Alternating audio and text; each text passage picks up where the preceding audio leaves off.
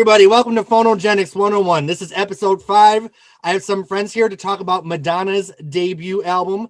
I'd like to thank all my Patreon subscribers for making it possible for me to do this podcast. Even at $1 a month, you're helping me out. So would everyone like to go around the circle and introduce themselves and say a little bit about where you're from? We have people from all over North America in this chat.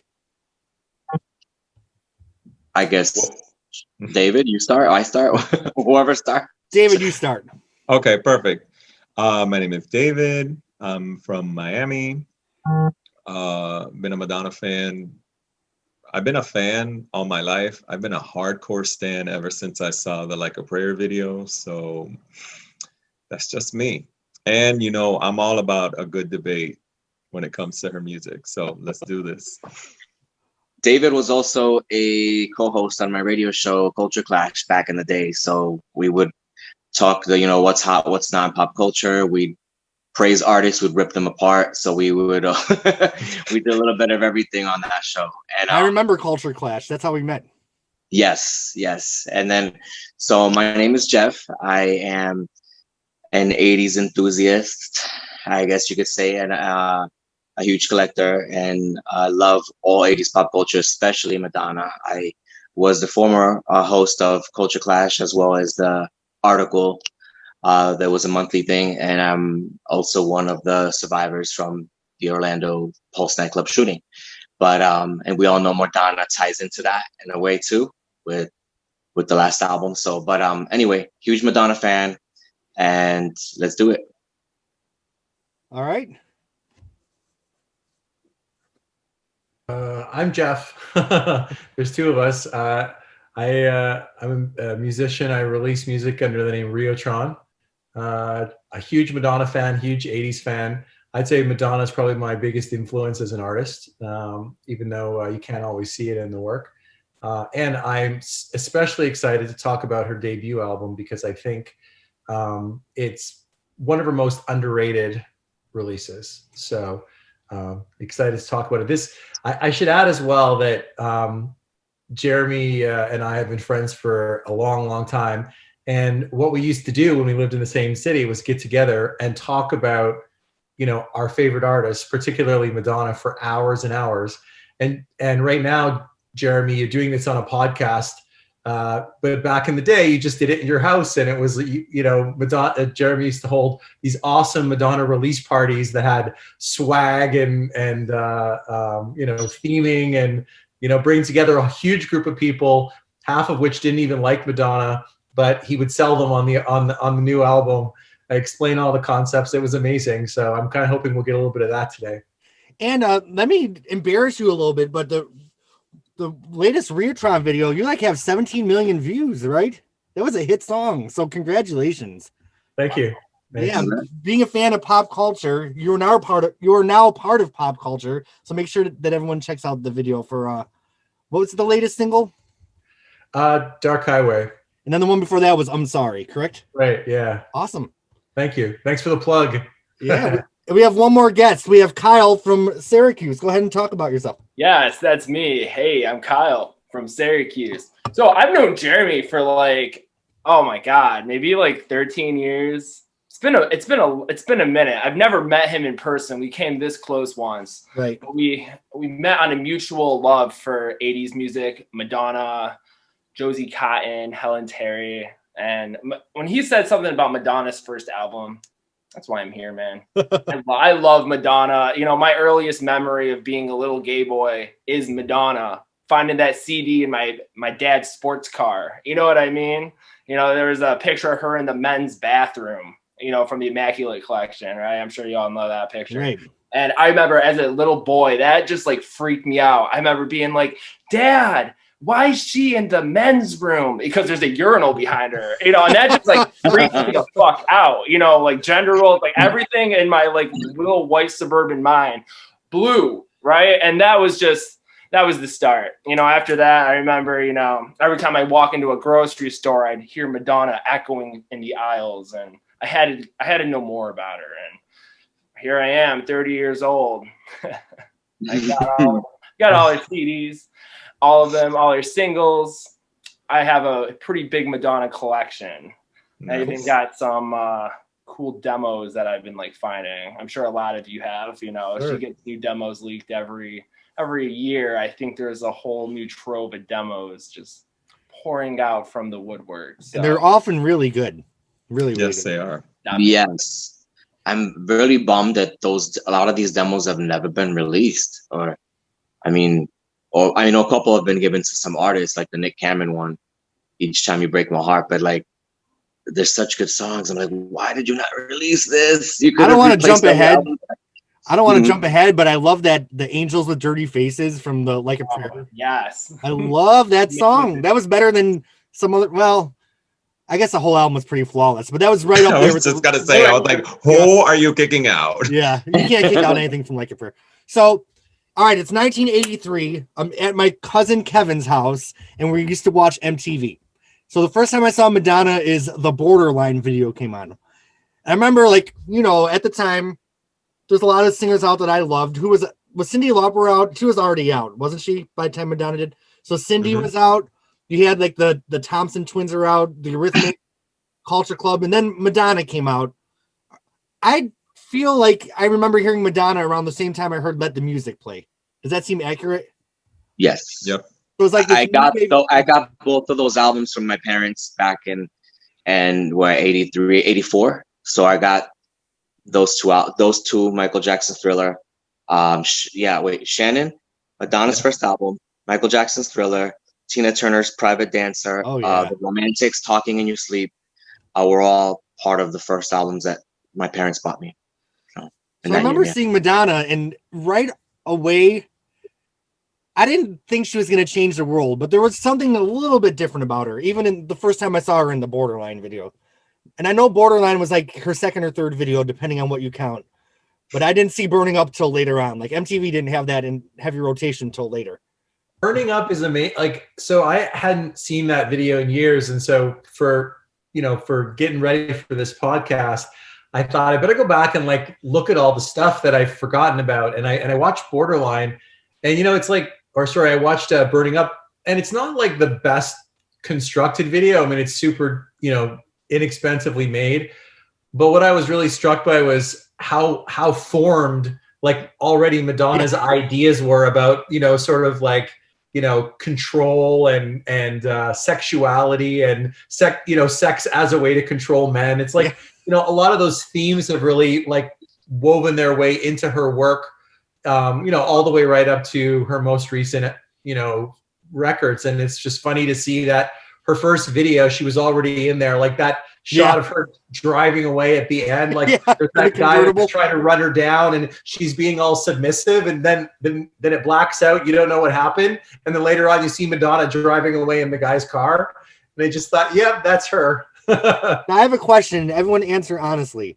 Did anyone else ever do things and pretend you were in the Madonna videos? Because I did lay in a road and pretend I was in the Burning Up video. Like I laid backwards right in the middle of the road. Oh, that's awesome. Oh, God. Like I'd walk upstairs. I'm like, now I'm in the Papa Don't Preach video. Yeah, I did stuff like that. Oh man. La Isla Bonita. For me, it's La Isla Bonita. I would take my sheet that was red, tied around my waist.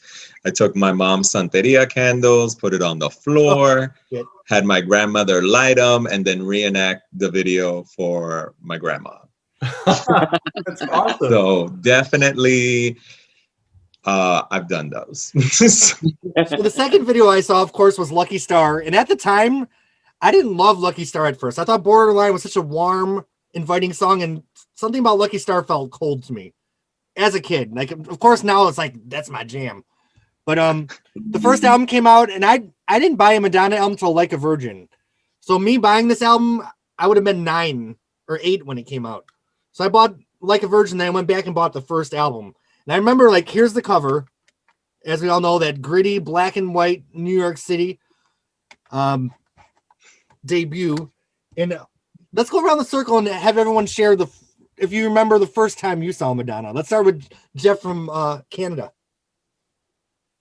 The first time I remember seeing Madonna was in the Lucky Star video. I remember, it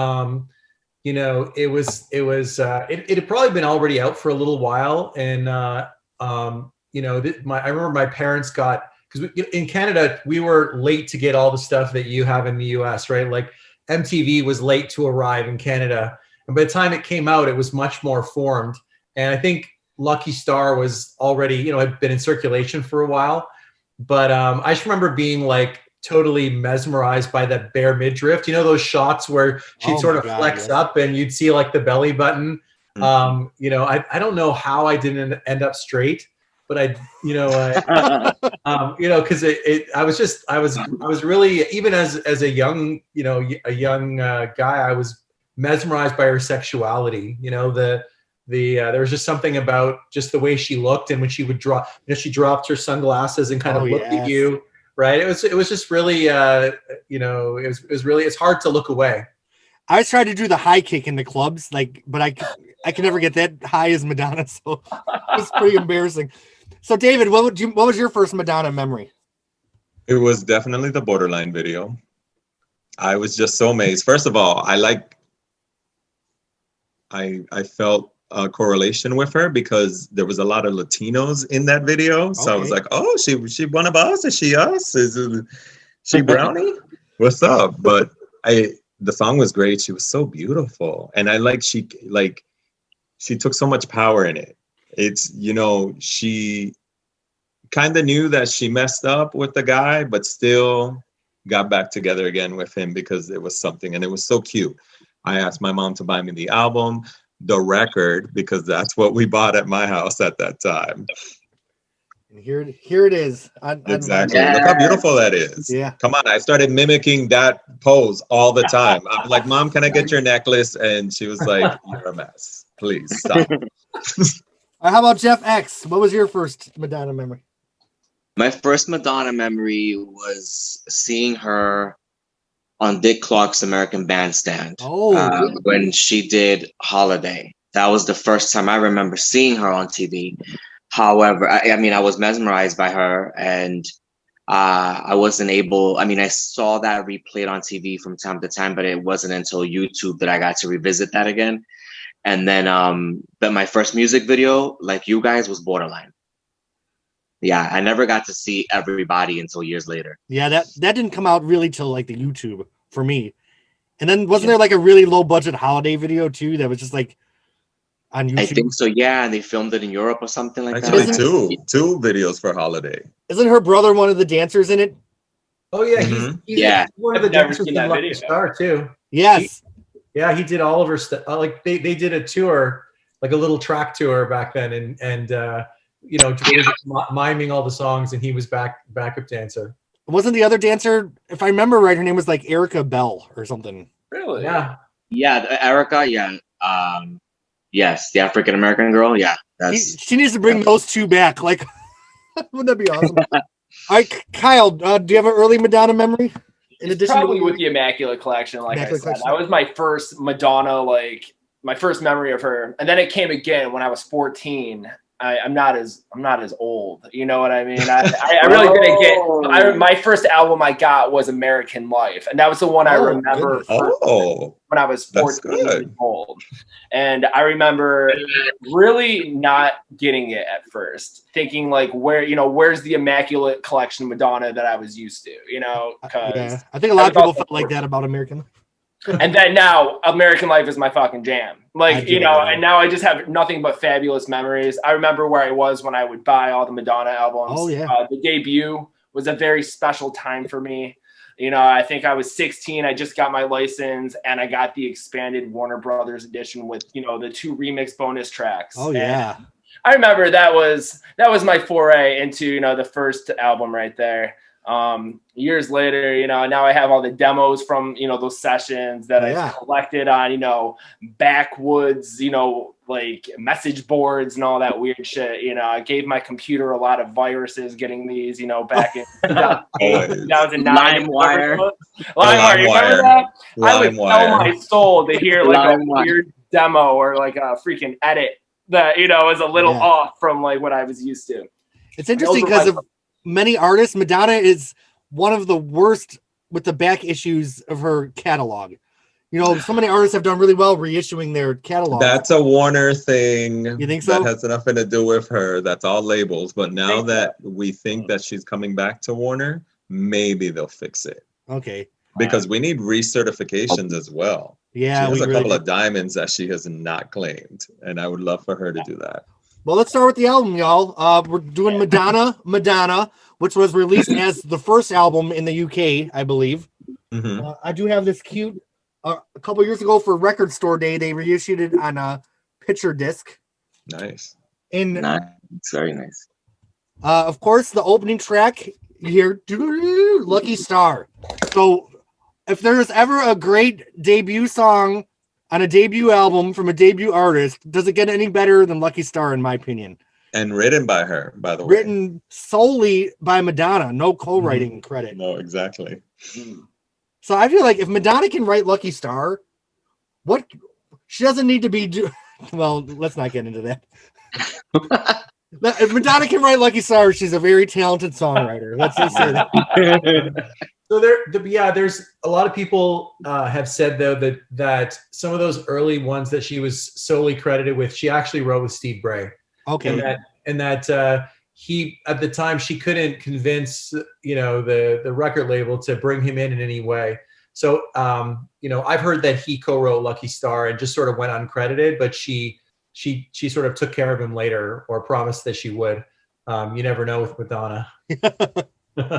Very true. I feel like I also maybe heard that they kind of like had a trade about something. Like if she got credit for one thing, then he would do something else. That's a foggy memory in the back of my head though. So these are just rumors. Lucky Star still jams. Like when I'm at the club and Lucky Star comes on, like my ass just gets right on that dance floor and still tries to do that high kick.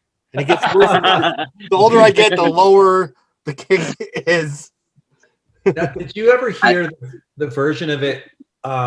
So there was a version of it that existed before Jelly Bean. Jelly Bean added some extra instrumentation, and it was sort of a lightweight version of it.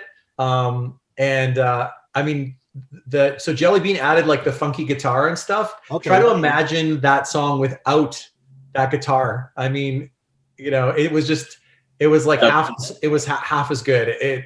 Jelly Bean was so critical to making that song a hit, I think. And I invited him to our chat. He didn't show up. Yes. So. Yeah. Jeremy and I both reached out to him on he hasn't opened either of my messages. I don't think he saw them in time. So, but it would have been cool to have him here. Big shout out to Jelly Bean though. Huge shout out to Jelly Bean. We some of us here have friends in common with him, and we know some of the same people. So he's cool, very cool dude. Damn it! I wish he could have been here with us. That would have been so dope. My goal is for our podcast to get post this all over everybody. I'll just say this publicly. This has to get big enough that we need Donna and Nikki by the time we get to the later albums. And I want Shep Pettibone. I want Shep Pettibone for Erotica. He just commented on my friend's picture the other day on Facebook. That's cool. It's so crazy. So yeah, the cool thing is a lot of these people are very accessible. Right. Just have to let them know ahead of time, because I know some people don't check their messages on time, or like on a daily basis. So definitely let's plan for that. I think that'll be cool. Now, before we get much further into the album, wasn't there a different cover for the album? Wasn't the album originally going to be called Lucky Star, and there was this kind of neonish cover that wasn't so great? Have you guys seen that before? I've not. No. Yeah. Was that the one that was used for the single? No, the picture that was the neon. She has like neon green, pink, and purple lighting. Oh, you mean the cartoon one? Not that one. The picture that they were using for the Lucky Star cover, I don't think was used for anything else. It's kind of crappy, to be honest with you. So whoever made the artistic decision to go with calling the album Madonna and doing the black and white picture made a really good choice. If someone wants to talk about Lucky Star for a minute, I'll look for this picture and drop it in the chat. I love the track. Sorry. I think it's a dope track. It's a good dance track, at least for that time. Huge deal. Love the video. You're right, it is kind of cold because it's just like a white background in the studio, and that's it. There's nothing else to it. But I always loved the song, and I always loved her brother and Erica in the video. I think it looks great, and it's a legendary song. Like, everybody, how can you not want to dance to that song? So Okay, I'm gonna put a link in the chat here. I found this cover, but I don't know if the link's gonna work. Tell me if it works for you guys. Yep. So that was the original album cover, supposedly. Oh, really? Ew. No thanks. Damn. I want to No, say ma'am. I think I've seen this picture, but I thought this was like from when she was. You remember? Didn't she go to France for a while before she got her record deal with Warner? With Marisol. Yeah, she did some. This for some reason I've seen this associated with that. Like it's a year or two before Warner. I'm not sure, 100% sure, but if this was ever going to be her record cover, I'm glad that she didn't use it. Yeah. Thank God.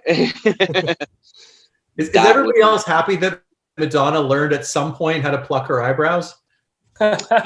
Yeah. Looks different. I miss those Times were different. caterpillars from the Who's That Girl soundtrack cover. Oh my God, you can just see it in Lourdes. That's fine. She doesn't pluck her eyebrows. She don't pluck anything. All the hair true. right there. Lourdes is so beautiful. I mean, She is, though. gorgeous. She is. Yeah. And she's talented. I mean, she is really, really special. I'm excited to see what she does. All right, so any other thoughts on Lucky Star before we continue further into the album? So has anyone heard the Carly Rae Jepsen song Cut to the Feeling? And how in the beginning of that song, she samples Lucky Star, and it triggers, if you ever listen to that song, it plays on the radio once in a while up here, like our local radio. And since it uses the intro to Lucky Star, it just it always gets me thinking, it always fools me every time I hear it. And it gets a lot more video play than Lucky Star does. And it's the biggest disappointment. I feel like Carly Rae Jepsen fooled a lot of people in a lot of ways. So, Yeah. I was about Still gets me. It's 2021 and she still gets me. When I think of that, it's such a cop out. You're expecting Lucky Star, but you get Cut to the Feeling. Oh God, I was about to ask you that. So it doesn't. I mean, it samples that intro, the synth intro, but was the song good? Well, at least was her song good? Oh, that's pretty good. it's no Lucky Star though. It's not Lucky Star, but I just want to say, when it I comes hung to out with this guy that Star, loved Carly Rae Jepsen, and he was awful. So that's enough for me. Like I just could never go any further into her music. Okay. Sorry, Jeremy. Oh, Sorry I'm sorry, to bring that back. No, I'm sorry, Chu. Okay, so Borderline. Borderline. Beautiful, such a soft song. Madonna did a version of this a couple years ago. Was it on Jimmy Kimmel? Fallon. Oh, Fallon. It was on Fallon. Mm. And I didn't like the version, but if you go on YouTube, there's a version where they speed it up a pitch, and she actually sounds like old school Madonna. So if you get a minute, go on to YouTube and check that sped up version of the modern Borderline. It's really good. I listened to it like 4 times in a row. Exactly. We're here taking notes. Mm-hmm. It's apparently one of Jimmy's favorite songs. That Jimmy's apparently a huge Madonna fan, and that's his favorite Madonna song. Really? And the whole thing, if I remember correctly, the whole thing was for her to meet Obama. That's right. That's Obama was on the show. She had to perform his favorite song, which was Borderline. I kind of loved the performance. I thought she looked so beautiful. That whole pantsuit was everything. So go ahead, Jeff. I'm sorry. I was gonna say I love Borderline. It makes my hair stand up when I hear the intro. It just takes me to a different place in time in my childhood. Absolutely. And that early mid 80s feeling, as a kid, and waiting at the bus stop, going to school, and then kicking the light post by the bus stop and pretending I'm Madonna with the heels with the neon. With the heel. That's adorable. It's a melancholy, weird vibe for me. I love it. It's I just love it. It's a mid-tempo song to me, but it's special. It's just special to me. And who wrote Borderline? I'm sorry? Was it Reggie Lucas that wrote? Reggie Yeah, Lucas, Reggie I think. Lucas. Mhm. Yes, and I forget. I know there's a freestyle artist named Tina B. She was the wife of Arthur Baker, who was a huge producer in hip hop and freestyle and dance music at the time. And there was a moment that they may have had worked with Madonna during that time, but they didn't. I know they went away to the Hamptons with Madonna, Tina B, and Arthur, and I know Tina B ended up being a backup vocalist on the first album. Oh yeah, I do remember her name from I the know credits. she's on a couple of the tracks. I believe I know she's one of those female vocalists on the song. And that's something I really, really miss in Madonna's newer albums. Is such a big part of her sound was the backup vocals, like Yes. Donna, Nikki, and now Madonna does all her own harmonies. And I think a certain kind of like texture and layer that made her music have so much depth and texture. Like I said, I miss the backup vocals. So on this first album, there's some great, and I always sang the backup parts when I was a kid. They're great on that album. I think that's a great album for the backup vocals. There's a ton of them. Great harmonies. Yeah. Lucky Star, especially if we want to go back to that. I love hearing the backup vocals on that one. Any thoughts on Borderline from anybody before we move on? I think it was the first time we saw Madonna be like soulful. Like it stands out. I think on if you look at the context of the whole Madonna album, because it was sort of a little flirtation with soul, which is she's sort of been able to through her career flirt with all these different genres, and because the album's got a little bit of dance stuff on it, but it's also got a little bit of R&B flavor, and Borderline gives us just a little bit of soul. And so it gave us a glimpse into the kind of range that she had that I doubt anyone would have suspected before she started recording that album. Here's the 12-inch single from back in the day. Oh, wow. You know what I hated though is like in her later tours, she would always do like the rock version of one of her like beautiful older songs. So I remember there's like, doesn't she do Borderline where she's like, Borderline, motherfucker? I think it was like Sticky and Sweet to her. I'm like, Madonna, Borderline is sacred. You don't have to say that. I think it was Burning Up that she did that, but that was a very But that good worked. impression. Yeah, that was a very good impression. That worked. See, I feel like she did it with Burning Up. She did a Borderline and I think she did Dress You Up like that too. I think she did Crazy for You real messy too. Girl, I don't know. She don't respect her old songs. She don't remember her old songs. Don't you remember the Crazy for You where in her first tour, and then in the middle of it she went down on her, and was faux crying? Oh yeah, Virgin Tour. Yeah. I wish I could have seen that tour. All right. So then we're moving on to the third track, Burning Up, which I believe in my research, the original pressings of the album had a more dance-oriented version of Burning Up than the version we're more familiar with. So it's weird to go back and listen to it on YouTube. Real quick, before we jump into that, may I ask, I just got sent this link before we started the video. I just had no time to see it. Kelly Clarkson just redid Borderline. She did? Yeah. And they just sent it to me. And I was like, shit, I can't see it until I'll have to see it after. The link's in my messenger right now. Should we play it? I'm sorry? Should we play it and judge her? I guess if you could find it and play it, then you can send us the link and we could all see it. Here, can you throw the link into the chat? I don't know how to do that. Okay. You know what? I better not. They'll take down my whole video for copyright infringement. Oh yeah. This is my third or fourth time on a Zoom, like an actual Zoom.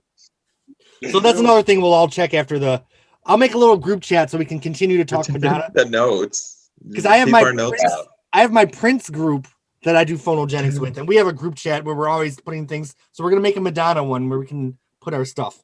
So has anyone else heard the original Burning Up before they remix it into the rock version that we all know? No, just the extended version. Yeah. So the original version didn't have those electric guitars in it. Okay. And, I think Jelly Bean again brought the guitars. Like from what I understood was I actually got to meet Steve Bray like many years ago. I remember I told you about this, Jeremy. Like this was like a long time ago. But I got to talk to him about Madonna for about 20 minutes, and it was so exciting. But yeah, anyway, I heard that most of the guitar stuff on the first record came from Jelly Bean, and Jelly Bean. yeah, but yeah, so that's what I heard. Is the because I haven't heard the dance version. Is it more like the remix that on the remember the dance remix album that came out a couple years later? There was a dance version of Burning Up on there. No, this version's kind of standalone. There's not really anything else that sounds like it. So I will send you guys the link. And I ended up finding it because on the Angel 12-inch single, they put the original Burning Up as the B-side. So that's how I finally got it in my collection. It's kind of hard to find. It's impossible to find the first album. Here's a little trivia for you guys, being a total nerd. The version of Burning Up that we all know is 3 minutes and something seconds. But I feel the label on the album has the running time of the original Burning Up, which was 4 minutes and something seconds. So let me take a look here. Yeah, it says 4 minutes and 46 seconds. But if you actually play the song, it's the remix, which is only 3 something. So am I going too deep into my nerdiness here?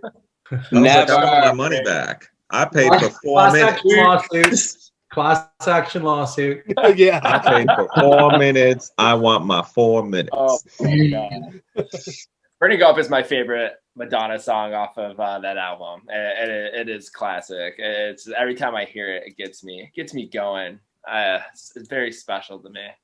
It's definitely my favorite. You just said Burning Up, and I'm like, yeah, like every part of me just wants to blast that. That was like one of the first songs where I actually heard him, when I was driving when I was 16, when I first got the album. I just remember feeling so free to that song.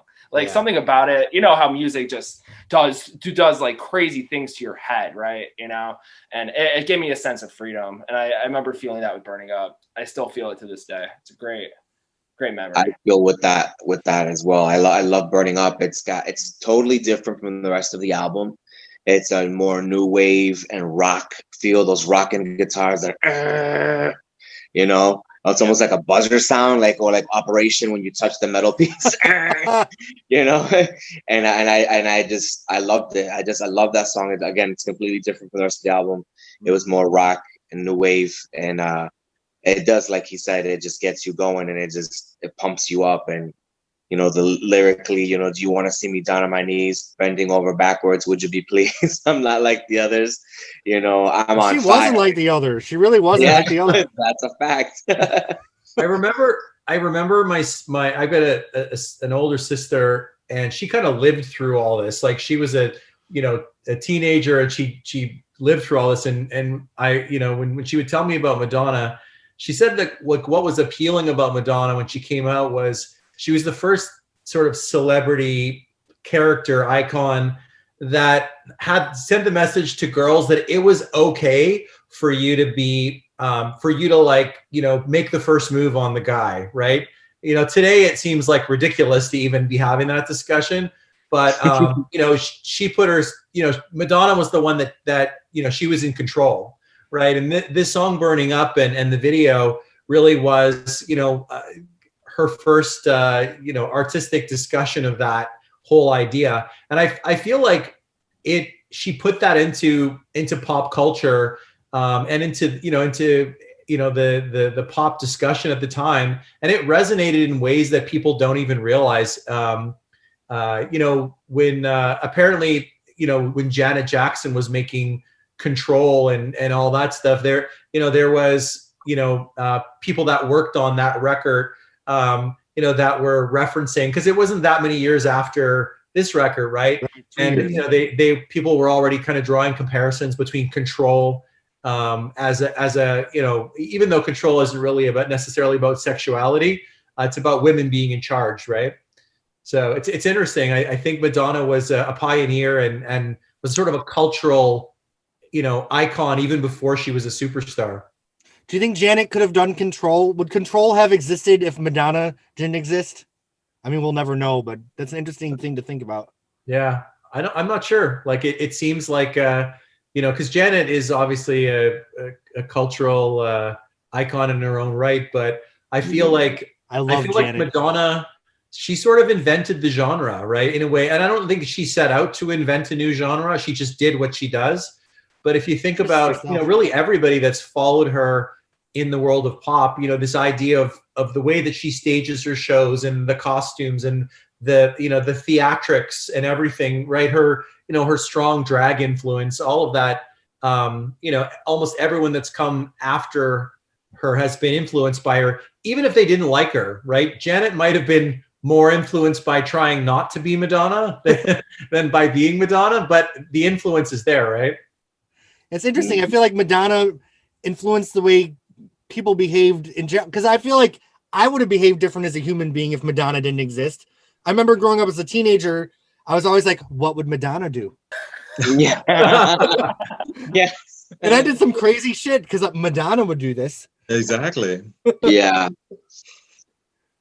I remember one time I heard in my hometown this younger guy was being gay bashed by some skateboarders, and I dressed up in drag and brought a riding crop and rolled up on the scene, and I went and whipped him. I'm like, you better get out of here. But like Madonna, I always thank you, Madonna. Yeah, Madonna made me fearless as a human being. She does that. Yeah, she really does. Yeah. And it all goes back to Burning Up. Like, I feel like Lucky Star is a great intro. Borderline is beautiful, but Burning Up is like, there's Madonna. There she is. Yeah. The soul. That's the soul we all love. And I think it's present. So any other thoughts on Burning Up before we move on? I was going to say, I'm having to blast you guys. I want to listen to all the versions of it now. You know, like, now that you said that, I want to hear that different version. I think I have 3 or 4 different versions of it on my phone, because I've collected so many and, edits and also maybe remixes. Now I want to pay attention to them, And I was pissed because I went back to my vinyl. I'm like, oh, I have the original version. Look at the track running time. But then, like, after some deep diving, I realized they never changed the label on the record. 4 minutes and 3 seconds. Yeah. If we ever do the first Expose album, we're going to talk about all that time clocking in stuff because the tracks are off. Listen, I want to be doing this. Why. I want to be doing this podcast for many years. So let's do every album that we love forever. Okay. Cool. So we love Lucky Star. We love Borderline. We love Burning Up. How do we feel about I Know It? We don't trash. Know it. Trash. I don't know it. I don't know it. I can't be too hard on I Know It. I know it's it's probably like the I don't want to say the worst song on the album because I actually like it better than some. But I like what I like about it is it's the first time that we heard like Madonna's the songwriting format that she used for so many years where she would flip, she would go to her bridge, then flip back to the bridge again at the end. And, she sort of built that in I Know It. That's the first time that I heard it. There's something very empowering at the end of the song, the way that she says that, take your love and run from me. I don't know. I can't hate on that song. I can't. See, I can't remember. I think it was the Lucky Star. That's fine. I'll hate for you. I got the Lucky Star 45 and I loved Lucky Star and they flipped it over and I hear that's the worst. I'm like, oh my God. I just cringe every time. I never grew to like that song. It sounds like the intro for like some after school kids show or like a sitcom or something from the early 80s. It's the track that dates the album. That's the problem I have with it. It is so dated. It is something that just was produced right then and there in 83. It's such an 83 sound that could not make it into 84. So that's why I hate that track. No, it's okay as a song. It's just that just the beginning of it just makes me cringe. And I'm like, skip. Yep. But I still know all the words though. I know you can't fool. Like if you listen to the fade out, like David, turn it way up, you can hear like you can't fool me. Okay, so because that's like actually probably one of the best critiques of that song that I've heard. Like that's a really good observation, and I think you're right. And so that's really a critique of the production. Like to me, when I think of the song, the core song. Could somebody, I imagine the Jeremy Gloff version with an acoustic guitar, and it would be cool as fuck. Like you could kill that song, right, and do something really fun with it. I think it's that the production is sort of really dated, and even the style of the way that she sang it, right? She wasn't fully cooked yet as a singer. She didn't know yet what she wanted to do with her voice. But like the songwriting, right? It had that sort of Madonna signature, simple grain of an idea that she just expanded into 3.5 minutes, right? So I don't know. Why am I defending I Know It? I don't even know. Someone needs to. Somebody needs to. And you know what? Another thing, the issue that I have with that song as well is it's not a dance song. It's not a pop song. It's not a rock song. It throws the album off completely. What's another song what would you compare that song to? Is it like a predecessor of Cherish? Like, where does it fall? Don't insult Cherish that way. I love it. I was like, how dare you? Let's not. No. I don't know, man. I honestly think that there's so many cool demos that she had of tracks from that time with Stephen Bray or Jelly Bean. You know, like from that era, there was so many other demos that we've learned about over the years that she could have put on that album. Well, not only that, there was actually a song that was on the original track listing of the album, fully recorded, that they booted off for Holiday. Ain't No Big Deal. Have you guys heard that song? Oh yeah. Oh my God, I would have booted I Know It with the quickness. How dare you boot Holiday? What's wrong with y'all? She should have put Holiday and Ain't No Big Deal on there. That's what I mean. Correct. So there's Ain't No Big. I even like Cosmic Climb. Cosmic Climb. Oh my God. It does sound like an Otto Van Warner like B-side. I Know It. That's the sessions that came inspired her. Yeah. There's so many other options she had. There's a great story about Ain't No Big Deal. There's a great story that I heard about Ain't No Big Deal. So as they were making the album, what I heard was she was like cooling on that song. She wasn't into it as much anymore. And so and this might be what happened now that somebody said earlier when we were talking about Lucky Star and how it might have been co-written by Steve Bray and there was some kind of an exchange. This might have been what it was. So I guess somehow it was decided that Madonna wrote Lucky Star, but Steve Bray wrote Ain't No Big Deal. He's the only songwriter on the track, right? Okay, so Steve, and I think this was coordinated because Madonna didn't want to put it on there, but the head of the label liked it, and that's why one of the songs that he signed her with.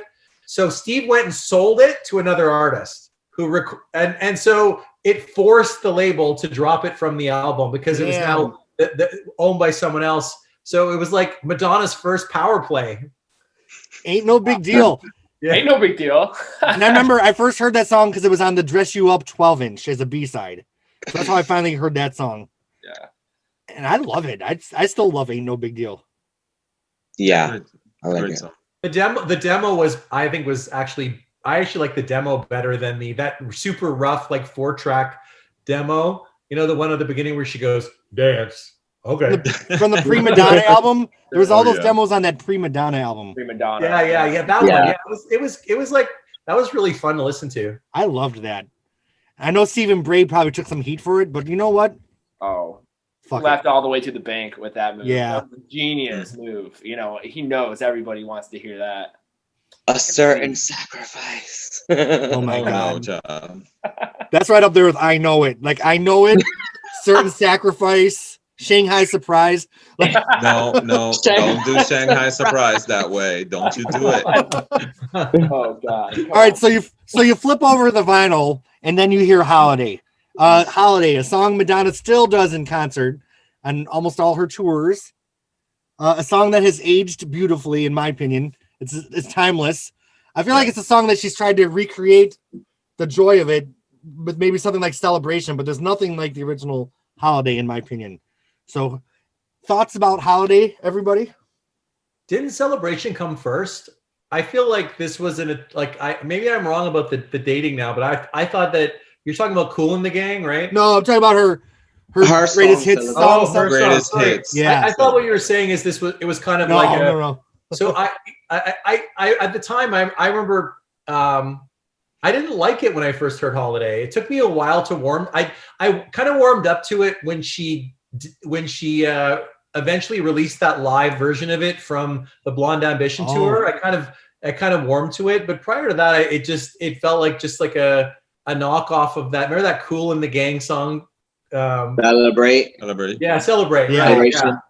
Yeah. So I never really warmed to that till then. I know Holiday was a minor hit, but I didn't hear Holiday until after I heard Borderline and Lucky Star before I heard Holiday.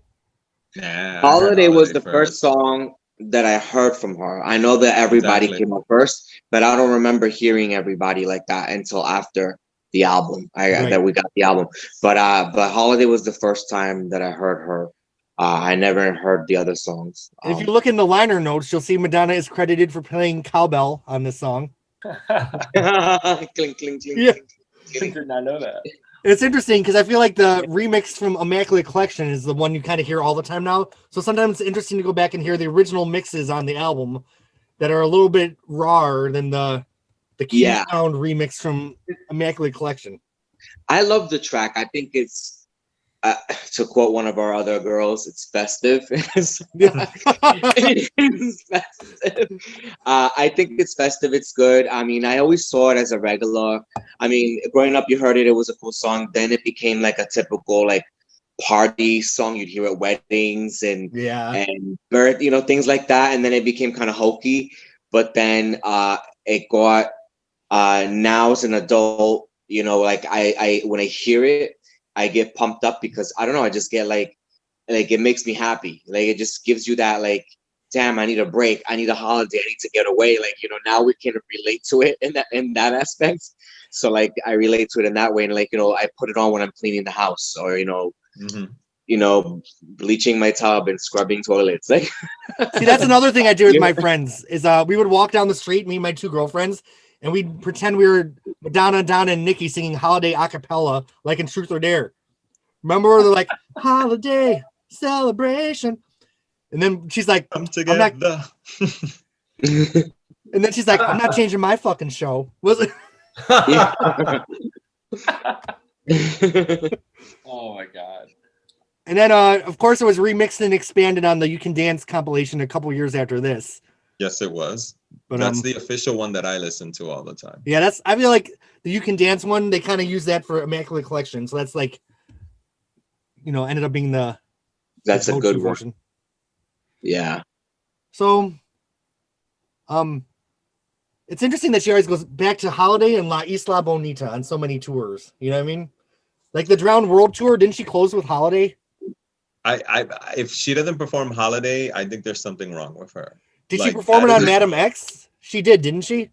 I think she did too. She brought it back. She hadn't performed it in a couple of tours. So it was like, to me, it was always like, oh, here's a new tour. So what are we going to hear other than Holiday?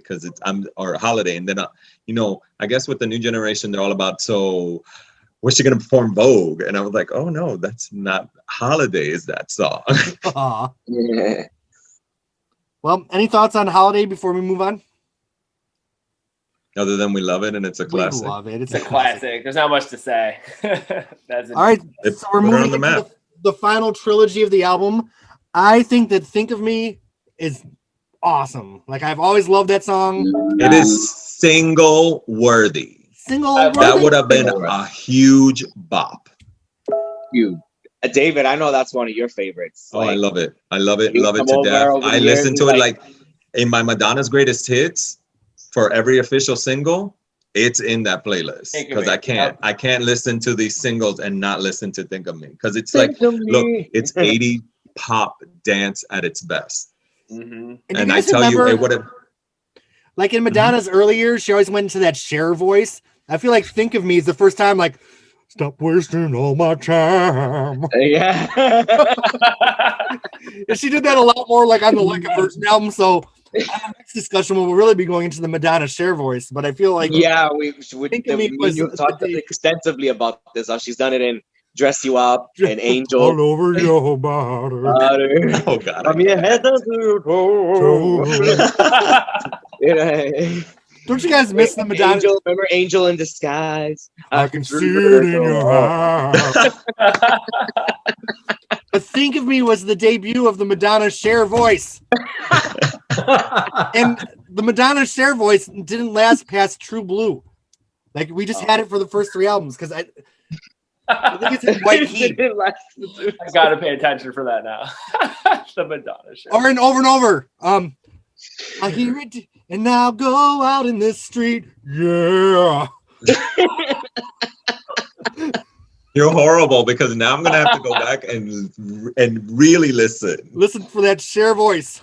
I feel like the Cher voice came from when she first started like actually getting like vocal training, right? Because I remember like taking voice lessons, and I remember when my teacher, who actually was in Tampa, was trying to explain to me how to do it physically, how to sing. She's talking about making space like in the top of your mouth. And the first time that everyone does it, it sounds like Cher. So knowing Madonna, she probably did it once and she's like, hey, I got this shit. I got it. I'm done. I'm going to go make another record.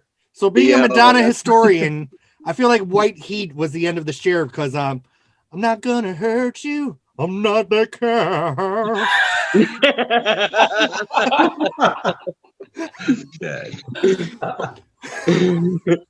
Oh, here comes all the thumbs down on my podcast. We love Madonna. So yeah, I feel like Think of Me, could have, like you said, could have been a huge hit. I love it. It's and then because the bitch was tired of that first album, she was like, yo, I want to get like a virgin out. And and they still were playing like a Lucky Star at the time. Because she was pissed. The album came out, when the first album came out, it took a while for things to get rolling. So by the time the album started really becoming a hit, she had already recorded like a virgin, correct? Exactly. She was already like in 84, like they're like, okay, we'll do Borderline. I'll do Borderline and all that shit. And it's like, but people, radios, like to me, when we get to Physical Attraction, I never knew it wasn't a single because it got played hardcore in New York radio. Really? I was a kid in New York and it got played hardcore. I didn't know it wasn't a single. I'm thinking it's a single. Well, do we have any thoughts on Think of Me? Because then we can move right to Physical Attraction. Okay. Because Physical Attraction, wasn't it a single before the album was recorded? Because I have the Burning Up and Physical Attraction 12-inch single. Yeah. That's the double A side? Yeah, and it predated the album. And it says fast side and slow side. Isn't that interesting? Yeah. Slow side? What? That's crazy. And wasn't Physical Attraction also written by Reggie Lucas? I think so too. I believe so. Oh, I thought it was her and Reggie. But sorry. Damn it. Go ahead. I'm sorry. I was going to say something else about the other song, but whatever. I lost it. It's okay. So Physical Attraction is the first time we hear Madonna talking. I see you standing there by... No, that's in Everybody. But what does she say in Physical Attraction? Doesn't she say something? Yeah, she's just like... You're using me. No, you're confusing me. You're confusing me. That's right. You're confusing me. I don't know if you want me, but I know that I want you. And there's nothing to be ashamed of. So what are you going to do? What are you gonna do? You better work. And I'm like, yes, bitch. It's well, I'm sorry. Jeff was saying something. Go ahead, Jeff. Oh no, sorry. I just was gonna say something maybe a controversial in this group. Physical Attraction, I think it's my least favorite song on this album. We're done with the podcast. Yeah, exactly. Where did Jeff go? What happened? He went to go listen to I Know It. I did. So you like I Know It better than Physical Attraction? I don't know. I mean, it's hard. I guess I go through phases, kind of like we were talking about earlier. I like the sound of Physical Attraction. Like the overall vibe of it is great. It's actually one of the best songs in that way. Sure. But just the songwriting, I just like it's a chemical reaction. It's just I can't deal with that lyric. It's my favorite song on the album. Sorry. It is hands down the best dance track on that album. It's a dance classic. Or should I say it's a battle for me between that and Everybody to be my favorite track on that album. But that's the beautiful thing about music is there's no right or wrong answer. No, of course not. Yeah. But I feel like only the if backup Jeff is talking. There's wrong answers. Talk about the backup singers. Maybe we were meant to be together. Wonderful. Every line in that song. But Gorgeous. like Jeff said, though, as far as songwriting, you can tell that Madonna did not write this song. It doesn't have that Madonna stamp that, you know, a lot of the other songs on this album do have that she did write. But I think as a songwriter, you know, it's, you know, when you write something, you feel it. Yeah. And you know how it's supposed to come out. And you know how you're supposed to dictate it. One of the best things about Madonna is the bitch emotes. Yeah. She may not have the best voice ever, but she knows how to emote. People don't know how to emote. People can sing, you know, left and right and with great voices, but if you can't emote and connect, you That's suck. true. Well, she was definitely horny when she recorded this. You can just hear it right in those vocals. Yeah. Things were getting hot in the studio in New York City. Yes. So I'll go ahead, Jeff. No, what were you gonna say? I'm sorry. No, nothing. Go ahead. Nothing. I was gonna say I love the beat and the clap, the clap, clap, clap, clap, clap, Oh clap. yeah. You know, I love that. And then the breakdown, you know, when it's dum dum dum dum dum dum dum dum. And then, you know, the whispery words, that the whole, I mean, the lyrics are not the best, but they relay the message. She delivers them well. I mean, we've all been there, I assume. So we've all been, Not a long time. Yeah. I mean, we've all been in that situation, and I don't know, it just it just puts me in that moment, and that, you know, like, you know, that physical attraction moment. I love it. I love that track. I just love it. It's interesting because on You Can Dance, they remixed a bunch of Madonna songs, but they just dropped in the album mix of Physical Attraction. Because you don't need to touch it. Why do you need to touch it when it's great as it is? All right. There. I've never heard it on the radio before. Where in New York did you hear it? I lived in the city when I was a kid back in the 80s. In the real Super New early. York. Okay. So yeah. Oh, wow.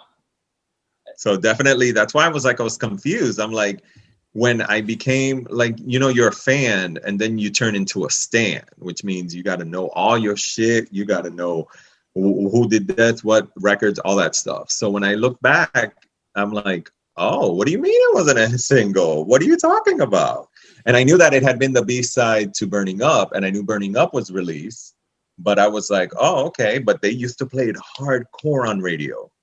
Well, another thing to remember is that outside of the rest of the United States, Jelly Bean was also a big DJ on the radio on the weekends there. So, you know, he's going to promote his girl. So exactly. He's going to mix it all up in there. You're one of the top DJs on the radio, late night club mixes. So, you know, he's definitely going to throw it in there. So that's an advantage New York had that probably all the other states didn't have at that time. I wish we would have had more Madonna Jelly Bean collaborations, because the only other thing we got was Sidewalk Talk, which, of course, I love. I was ready to. I was like holding my breath if you were gonna, you know, turn into a Jeff on me. Please, I can't. Not this Jeff. Not this Jeff. Yo no puedo. No, do you guys? Is everyone familiar with Sidewalk Talk? We all love it, right? Yeah. Love Sidewalk Talk, and I'm so happy they used it on the TV show Pose. Oh, they did, yeah. Yeah, really? Oh my gosh. Yeah. All right, so we're about to get to the end of our discussion. We have one song left, and it was the debut single that Madonna her first official release. I do have the 12-inch single here. There's a picture of a with the kids in the street. Look at that! Wow. See, I had that too. So I have it. It's in my room. Everybody with the B-side, Everybody dub version. So what's everyone think of Everybody? Well, you know what? I'll go first this time. I didn't know the song until I heard the album. And I would have been 8 or 9 years old. I'm like, what is this lo-fi song at the end of the album? Like it sounded so, the sound was so different than the rest of the album, even the recording. You know what I mean? It sounded lower budget to me as a kid. Now, of course, I grew up to love it. Like, we love Everybody. But that was my first impression of Everybody. What does everyone else have to say? I love it. It's like I said, it's one of my favorite. It's my favorite song along with Physical Track. It's like a tie between those two for off that album. I love the demo version as well. I'm sure you guys have all heard the demo and the different vocal inflections. I wish she had kept some of those vocal inflections on the album version. I loved when she redid it at the Club Coco in London with her dancers during Confessions. And she was jumping all over the stage and they had this choreographed routine. She was like, the last time I performed this was, I don't know, 20 something years ago.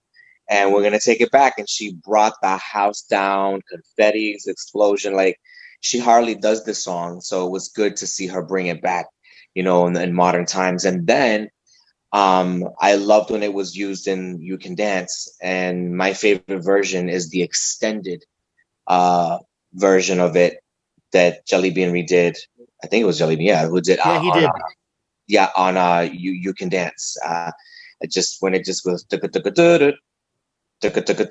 it pounding, it almost sounds like it's gonna be a house track, and then it just drops, you know, dance and sing, get up, and that whole thing. So I love all the versions of it that I've heard so far, and it's a party track, and the video is so cute. I think she looks so cute in the video.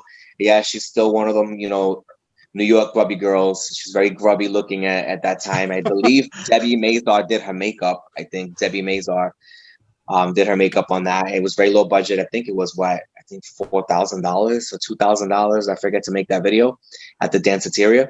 Yeah. And just everything surrounding that record, the production, the demos, the remixes, the video, everything about that track. Just, it was her first real official release, and it was what introduced most people to her, and not really necessarily us. We got to know her a little bit after. But man, it's a party track. You know, everybody get up and dance and sing, and she does the whispery voices, which is all the stuff that she still uses in her dancey tracks to this day. So, didn't Mark Camus produce the song? He was a DJ at Danceteria, right? And yeah, he went up to the DJ booth with a cassette. It's like, you had to play the song, and he played it, and the crowd went wild. Isn't that the story? I wasn't there, so I don't know. And then he switched, and then he just wanted to get production credit with the quickness. Yeah, he knew. And he didn't deal with managers, and at the time, I think she was still dealing with Camille Barboni or whatever. And he was like, "You need to break away from that if you want to come this way." And I think that's how it went down. I forget. Didn't he want to produce the whole album? But in true Madonna fashion, she moved on. Like, good. Yeah. I think Love him and leave him. I think at the time with the whole Camille thing, what Madonna was, again, she was doing her power play thing. So I remember reading that she had recorded a bunch of demos with Gotham, like with Camille's company. And Camille was shopping those around, and they were more rock tracks. I'm sure everyone on here has probably heard them all. Is that Love on the Run and stuff? Yeah. Yep. And then the she had the four song demo that had Everybody and the other tracks on it. She was shopping. She made that with Steve Bray, who Camille and on the side, and Camille didn't know that she was working that stuff on her own. And then and then basically when she won over Reggie and he took her to Sire Records, she just dumped Camille. Baby. What happened? Yeah.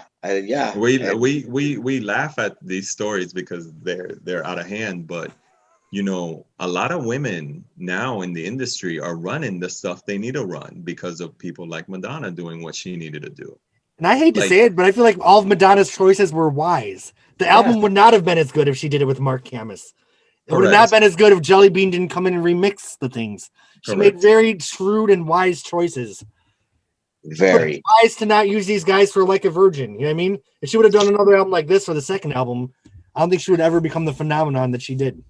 Now I remember what you guys were talking about earlier was that during the course of this album, we've all seen some of these interviews that she was like, oh, so what's coming up next? And she's like, yeah, I'm working on this new album and blah, blah, blah. I might be like a virgin, et cetera, et cetera. She's like, I'm dying for it to come up, but they're not letting me put it out just yet. It's just they want to, you know, run the course of the first album. She's like, look, I love my first album. I love these songs. I'm glad they're charting at the, you know, glad they're at the top of the charts, but I'm like dying to release this over here. You know, like she was just really anxious. She was so like dying. She loved that album. She was happy the way it was going, but she was like over it already. And she was ready to move on to Like a Virgin. She was dying to put that out. Now, I remember I was in 3rd grade, and I'll tell the story more next time when we do the Like a Virgin album, but everyone was whispering in the class, like, oh my God, did you see Madonna do on the MTV Music Awards the night before? Like when she did Like a Virgin, everyone was freaking out in 3rd grade.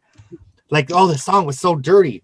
So I went back to my 3rd grade. How do they know it was dirty? Like, I know that. My mom had to clock me a couple of times though. So I was screaming that song at the top of my lungs, and she's like, "Do you even know what that is?"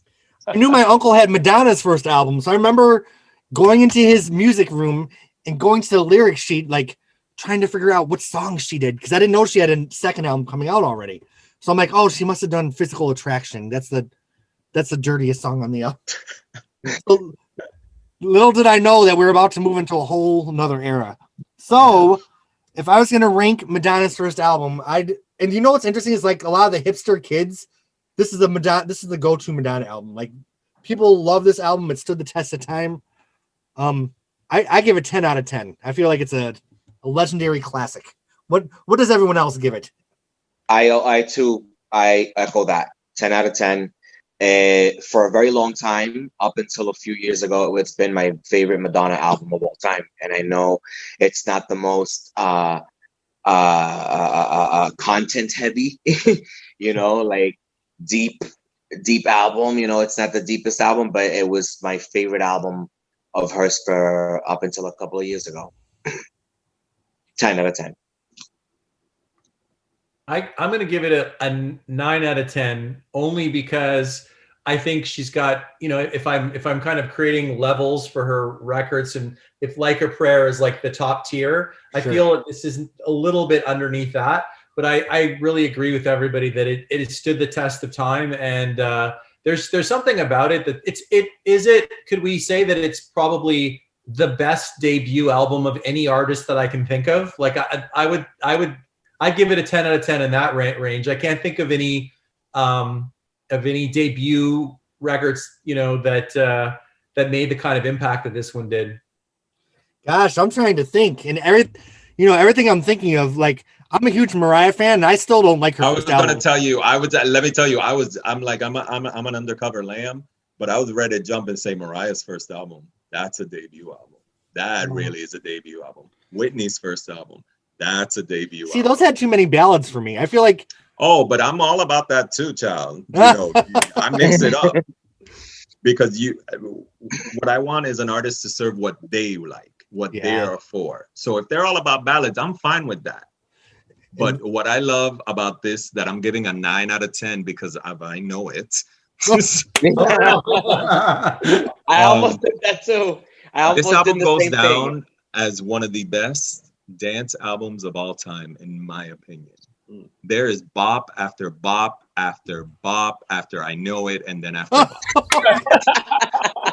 So it's so good. It gets me in the mood. Just like Jeff says, we'll clean the house with it, or you know what? Me and Jeff will get ready to go to the club listening to that album. Hands ready down. to go to the gym, ready to go to the club, whatever. It just pumps you up. I don't know. Exactly. It's just and like it's, oh my God, we're on the verge. It's almost 40 years since the album came out. I know. And people still listen to it. Like, it's so weird. But I love it. And I always find, you know, a new Madonna stan who is just like, and you know, and I'm always like, oh, you know, it's fine. You can trash I Know It. I understand it. It's acceptable. The album is really good. You need to listen to it. So I love them because they'll be like, Physical Attraction is so good. I go, yes, thank you. I've been seeing a lot of young millennial and Generation Z kids doing a lot of YouTube videos reviewing classic albums. And this is one of the ones they do. And I just enjoy putting on my earbuds and listening to their critique of each song. For, you know, this is new ears listening to it for the first time. And I love that. And that they're embracing it, and I think it's pretty cool. Kyle, what'd you give the album? What's your ranking? Oh, definitely 10 out of 10. It takes me somewhere. You know, it has like that magic that good music has, you know, where you just, as soon as you hear that first song, that first note, it almost like transports you, you know, to maybe a safer time, maybe a better place. You know, there's even nights when I know it can take me there. You know what I mean? And, you know, they're few and far between, but, you know, miracles happen. It's a magical album. I'm grateful to just hear all, you know, everyone share about it. It's so I even nice. have my little pin from. What is that? It's a little pin from back in the day. It's adorable. Got it all. The album hangs in my guest room. I have a guest room with I made the whole back wall just tiles of framed albums, and that album's up there. So I remember back in the day, Madonna always used to dedicate her album to somebody. Was this one dedicated to anybody? Oh. I remember Like a Virgin was to all the virgins of the world, and True Blue was to Sean Penn, the coolest man in the universe. So let me look here really quick. I actually remember one of the, like, I think this album is Madonna's least favorite of her albums. Really? I know that she has, I've heard her diss it quite a bit. Like I haven't, she's occasionally disses some of her older songs. I've heard her diss Cherish and a few others. This album, she said something like, yeah, that was a great collection of songs to do calisthenics to. yeah. She ain't lying. She ain't lying. I do know when she was on Jimmy Fallon one time, they were going over her. He's like, "Oh, I love this song, I love that song," and they talked about the first album, and they did an interview. He did an interview with her, I think, for some. Was it on his show? Or was something else online? I forget. But she was grilling him, and she was like, "Oh, so what song do you like? What do you think that's a good song or a bad song?" He's like, and she was like, "You know what? Physical Attraction. What about that?" She's like, "I think that's a good song." Like she was like, I don't think he knew that song, but she was just like on. Yeah, she was like, "I think that's a great song," or, you know, she was praising that one, and she was grilling him. It was so funny, but, you know, they were playing off each other in a funny way. So I gotta find that. I'll send it to you if you haven't seen it. I'll look for it. All right. Well, any other thoughts on Madonna before we wrap it up, everybody? Did we know that she was going to explode? Did we know that this was coming? I didn't know. I did not know. I didn't look, it was cute to be a fan at the time, but, right. you know, I was like, okay, you know, hey, oh my God, who would have thunk that a year later, that bitch was everywhere. Because for everywhere. Madonna, for me, at the time, like I said, I was 8. I put her on the same level. Like, I loved her the same way that I loved Blondie, that I loved, like, Pat Benatar at the time, The Pretenders. But she really became this high level, this untouchable level that I'd never ever expected from the first album. Oh yeah, definitely. I mean, she left poor Pat Benatar in the dust. She left everybody in the dust. If you weren't a legend, if you weren't Janet Jackson or Whitney Houston, you were nothing compared to Madonna. I'm sorry. Cyndi Lauper, who won Best New Artist that year that she came out on, never heard from again. And there was such a contest between, like, who's going to last, Madonna but that's always the same. They always love to pick successful women, and they were in their own lane. Maybe they had funky dressings and stuff like that, but one was titled as, you know, very talented, a singer-songwriter, very good voice, and another one was just, you know, club singer. I remember Katrina and the Waves said that Madonna was a flash in the pan. And first of all, a lot of people. I never liked Walking on Sunshine. Like, even at the time, I'm like, ugh. And then when she said that, I'm like, that bitch, we don't like her. I love that song. But you know what? I can differentiate the artist with the material. Well, hopefully you're a Taylor Dane fan then after the last week, but we won't go into that. I saw that. I was like, girl must have been broke. You got to understand, the bitch hasn't had a hit in 20 years. If this is check to feed her family, she needs to do what she needs to. She played Trump's New Year's party. I know, exactly. I saw all about that. And Terry Nunn from Berlin, who did put up an apology on her website. But we're digressing here. Madonna, first album. I've so much enjoyed talking about this with you guys. I hope you come back for the future Madonna albums. The next one will be Like a Virgin in February. All right. Nice. Does anybody have any shout outs or final thoughts they want to throw out there? Any links to find you online? I'm just that Jeff Eccentric. That's it. And eccentric with an X. XCENTRIC. Yeah. Back on the gram. So find me there. I so want to give a shout out to I Know It. I'm trying to think of something clever. Something to me. Everybody that listens to this, listen to I Know It. Someday the world will see the value in that song. Someday. Our next break. Not in our lifetime. Oh, it's an okay song. I'm not going to cry for I Know It anymore. All right. Well, this has been a very great pleasure. Thanks again to my Patreon subscribers for promoting and supporting this podcast. And we will all be back to talk about Like a Virgin in February. So until next time, my friends, thank you so much. All right. Good night, guys. Bye.